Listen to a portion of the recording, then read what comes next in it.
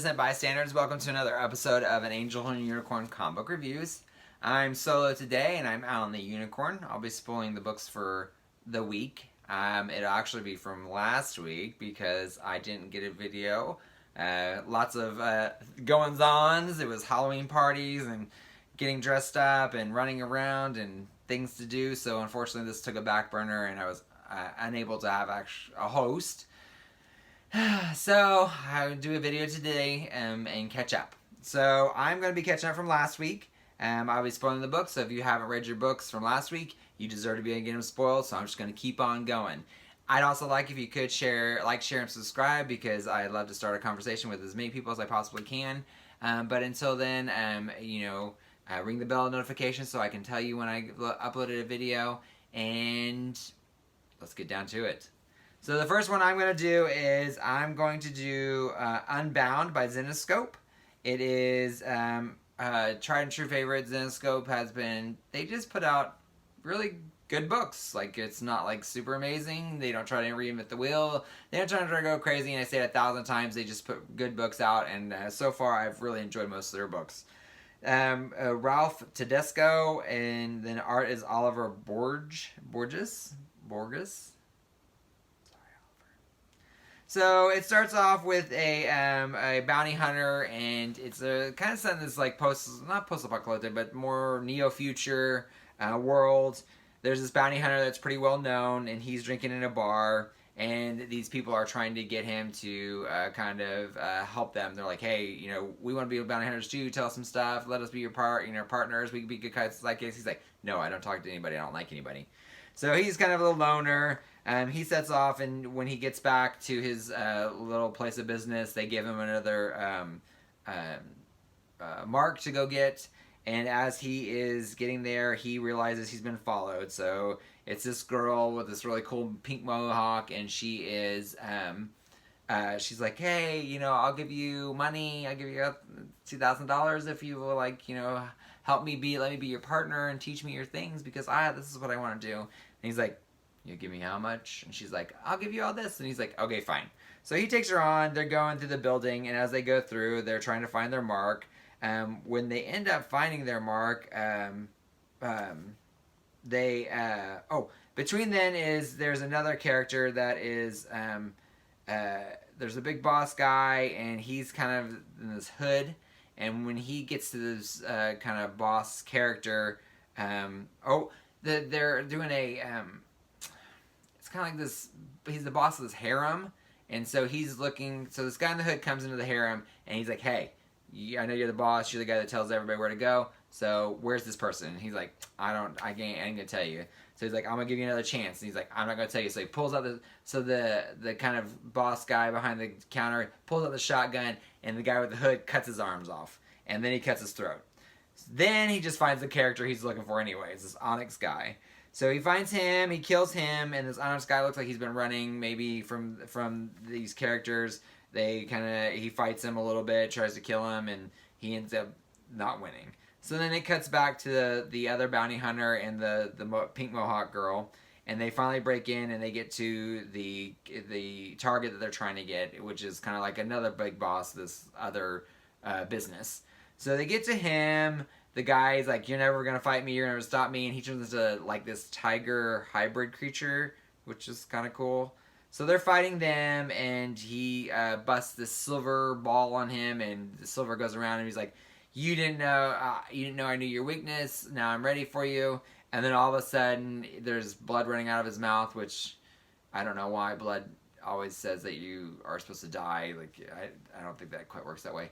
But anyways, so it comes out that the pink-haired girl, she like stabs the guy in the bounty hunter in the back of the neck, and has betrayed him. She kills the mark, and then she shoots the bounty hunter that was supposed to help him. Then it goes, then it turns into this lady. She's in this kitchen of this home, and she goes and tells her son, hey, you need to get off that. And he is in this VR thing. So apparently this world where the bounty hunter is, where he's this cool bounty hunter, this is a fictional world. So it's like almost like a Matrix world where they can log in, and these are the characters that they created, are avatars. So his avatar, when that girl killed that guy, his avatar died, and so now he has to start over everything. So there's apparently a real world, and then there's like this fake world. And then the very end, it shows the person that they killed in the digital world, or that weird, or the whatever world that people are logging into, computer world, the Matrix. So the guy in the hood, when he killed that guy in the harem, or the hotel, or the harem place, when he killed him, his actual real body died. So that's what they show at the end, is this guy that's dead, and it's from the guy that has the hood. So that's probably going to be a big thing. Apparently, there's a guy that can kill people in the cyber world and kills them in the real world, instead of like the other guy where he got killed, but it was actually not. He never died for real. Again, I say it 1,000 times, and I'll probably continue to say that until they put out crappy books. But Zenescope, just a fun book. It's fun premise. The art's pretty decent. I really enjoyed it. So 3.5 stars out of 3.5 out of 5. Yeah, I would definitely recommend this book. It's fun. It's just it's nothing crazy about it. Nothing over convoluted. So I just really enjoy Zenescope so far. The next book I'm going to do is Count Crowley, a Reluctant Midnight Monster Hunter. So this is Dark Horse Comics. It's a 1 out of 4 series, written by David. Oh my gosh, I'm so sorry, David. Daslam. I'm not even gonna try that one. It's a big long last name, but great writer. Lucas Kintner is the artist. So this is it starts off with this lady that looks like she's like an Elvira character, or a dressed up as like a Dracula character that's used to host the old horror films at night on TV. And she's going outside, and she sees this guy who's like, where's this person? He's supposed to help me die, and I need to die. So he puts a gun in her hand, and he puts it to his head, and she's like, I'm not killing you. And then all of a sudden he starts to transform, and they have this shadow of him turning into this wolf, and the girl has the gun. But then it flashes back to how this all got started. So really quickly, she is a reporter. She gets drunk. She has an alcohol problem. She ends up doing all this horrible stuff at this kind of Coney Island event looking place. She gets fired from being a newscaster by her brother. Apparently her and her brother own this station, or they work together in the station. So her brother gives her one more chance because he doesn't want her to be out. He's like, I know you have rent to make. I know you have a life to live. So I'm going to give you one more chance. If you could, our host of the horror shows at night, he hasn't shown up for work for a couple days. I really need somebody to take his place. Can you do it? You'll be in makeup. That way nobody knows it's you. You can, have a job to pay for your paycheck. And she's like, stuff it.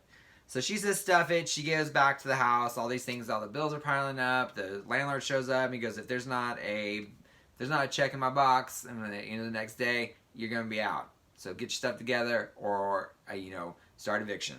And so she's finally she's like, okay, fine, I'll take this job so I can have some money, because I want to make sure that she's trying to take care of her business. So she goes in, she becomes this count. Of course, her brother's like, you need to just be yourself.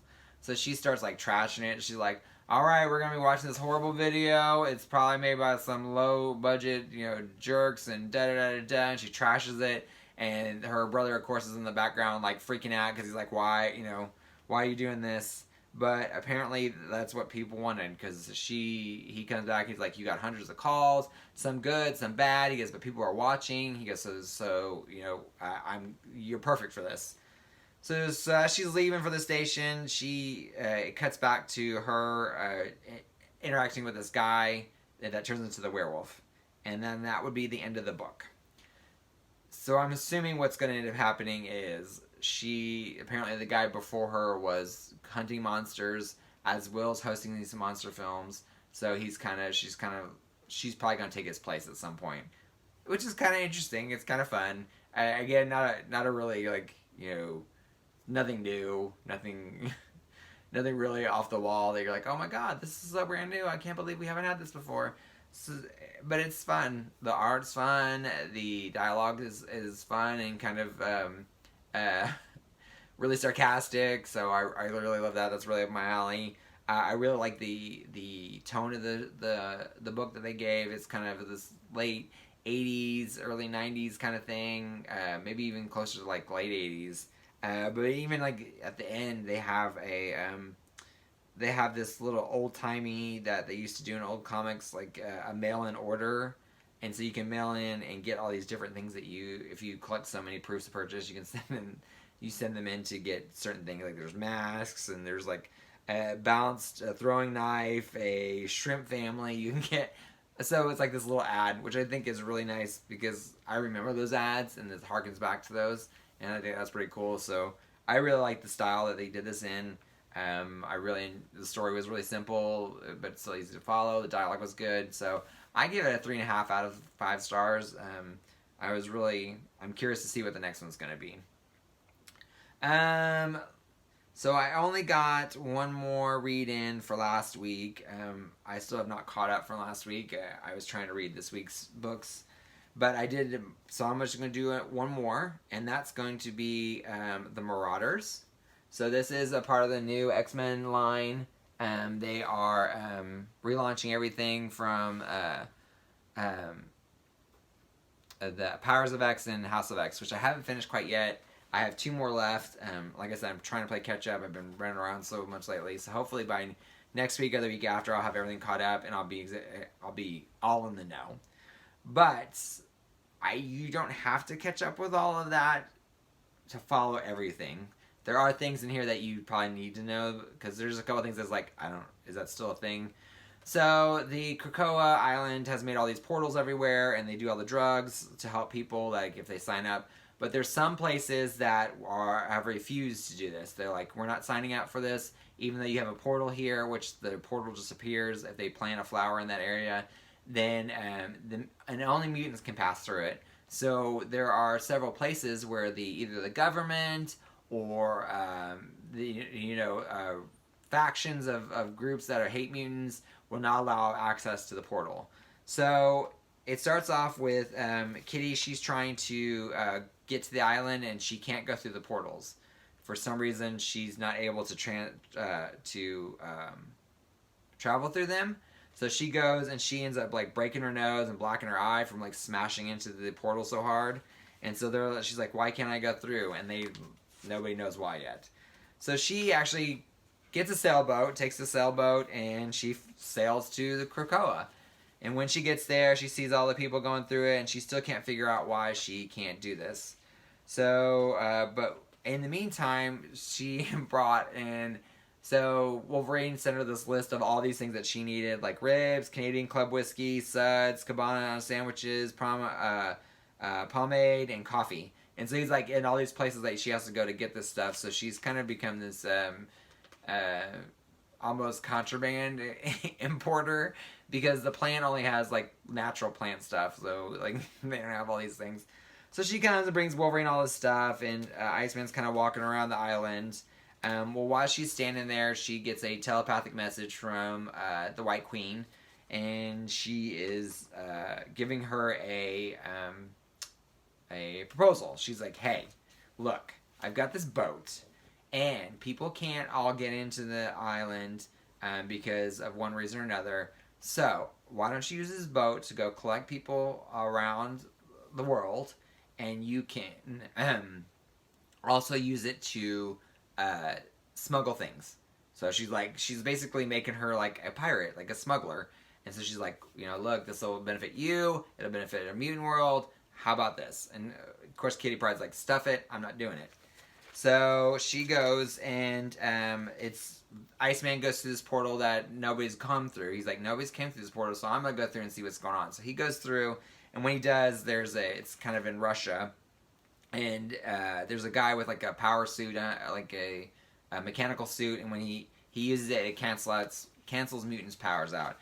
So he cancels Iceman's powers, and Iceman's like all of a sudden naked, and so he jumps through the portal. He's like, "Oh my god!" He goes, "So this guy in Russia, he's keeping all the mutants from coming through this portal. He's gonna make them enlist in the military. They don't have a choice. They're gonna be drafted. Oh, why don't we go get them?" So Kitty Pryde's like, "Sold." So she recruits a couple people, and they start off to Russia. Also, they have a little side story with Bishop, where Bishop goes to Taiwan, where this lady says that her husband disappeared in the gate and he never came back. So he comes through and he's like trying to help her. He's like, "Look, we don't have any record of anybody coming through that gate, so that's not us. Like, we don't know where he went. Why don't you tell me more? I'll help you." And she's like, "Shove it." And so he's like goes away and he's trying to tell, he's trying to figure out what's going on. So they get back on the sailboat and they are sailing to Russia to go save all these people. And when they do, Pyro comes out, and it's actually the original Pyro, not the guy that took his namesake. It's like a younger Pyro. This is actually the real Pyro, the original one. And he's like, "Look, they birthed me in the eggs, and so now I'm back." He goes, "I was just going to steal this boat to get out of here," but he goes, "I might as well just go with you guys." So he ends up becoming part of the crew that's going to Russia. So they get to Russia, hilarity ensues. The guy with the power suit deactivates Storm and Iceman's power. So Iceman's running around in like undies and flip flops trying to help people. And Kitty's like, "Okay, I got this." So all these soldiers are coming. So she takes. And it's pretty cool fight scenes. Like she's got one where she like takes the gun and she phases it into like two people's legs, like two different people, and she phases it into their legs and she lets it go and like stops them and they're like screaming on the ground. She takes the tank and she does like this backflip out of the tank and throws the guy out of the tank. And there's a guy with a sword that she's like, "I really like your sword." And they fight. And so she takes his sword, and they end up. Using Pyro uses Lockheed's firepower, dragon fire, and he blasts all the people that are coming after them. So they free the mutants to get out of Russia, and that's when Kitty she labels it the Marauders. She's like, "I'm gonna label we're gonna be the Marauders," and so she's gonna help people, all these mutants in these different countries, to smuggle them out and get them back to back to the island, the mutant island, Krakoa. Such a hard word, I don't know why. So that's kind of the premise of the book, is it's going to be these people helping these mutants get to Krakoa, helping them get back, but not through the portals, because they are, for some reason or another, they're not able to get through them. So I'm kind of interested. So far, that's 2 books that are out so far of the new line that they're launching. I'm not for sure what's going to come out next week. I have to look on my little list, but the Marauders and the Excalibur have been really good. Good setups. So I'm curious to see what they're going to do with this. Personally, I'm sure everybody's tired of all the inundated with all the different books. So there's X-Men, there's X-Force, there's New Aliens, there's this, blah, blah, blah. But that just makes me more excited. I love the X-Men, so I'm a huge X-Men. Been a huge fan of the X-Men since I was 6, so many years. And I'm really super excited that this is going to continue on. And I really like the direction they're going with a lot of these casts and a lot of the people. The only thing with the Marauders book is I definitely feel that they're going in this realm, and like I said, I haven't finished the last 2 books, Powers of X, but I feel like they're going in this realm where the mutants are definitely segregating themselves, and they're like, we just don't care anymore. We don't care about the rest of the world. We're done. And I don't like that, because that was kind of the thing that made them unique, was the fact that they were trying to live in this world that didn't like them, but they were still trying to be part of this world because it was what they wanted. They wanted to be just part of this world. I feel like that's kind of the X-Men's not claim to fame, but it's kind of like their shtick. Like, it's why people identify with them. Like, there's people that feel outcast in the real world, and so these X-Men have always been outcasts, and I think that's what kind of the draw is to the real world, is the fact that people want to be part of the real world, but they can't, and so I don't like that they're getting away from this, so I'm curious to see. And I also feel like sometimes it's out of character. Like this Marauders thing, I feel like is very out of character for them. A little bit, they're kind of breaking the law, going above the law, which is not quite what they've always been like. So I'm curious to see if they are going to be more this way. But that was it. That's all I got to read from last week. So hopefully I'll get caught up, and I'll be more prepared to answer all the questions in my head about these books that are coming out. So until then, thank you for joining me for another week, and I hope your polis is full until next week. Bye!